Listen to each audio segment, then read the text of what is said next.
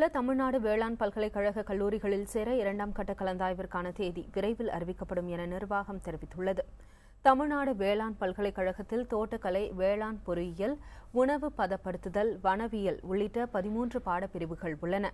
11 உறுப்பு கல்லூரிகள், 9 இணைப்பு கல்லூரிகளில் உள்ள மொத்தம் 1820 இடங்களுக்கான கலந்தாய்வு சென்ற மாதம் 30ஆம் தேதி முதல் கடந்த 11ஆம் தேதி வரை நடைபெற்றது.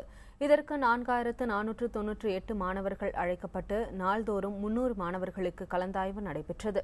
தற்போது அனைத்து இடங்களும் பூர்த்தி செய்யப்பட்ட நிலையில் சில மாணவர்கள் மருத்துவம் போன்ற மற்ற பாடப்பிரிவுகளை தேர்வு செய்துள்ளதால் காலி இடங்கள் உருவாகியுள்ளதாகவும் அதற்கான கலந்தாய்வு தேதி விரைவில் அறிவிக்கப்படும் என்றும் பல்கலைக்கழக நிர்வாகம் அறிவித்துள்ளது.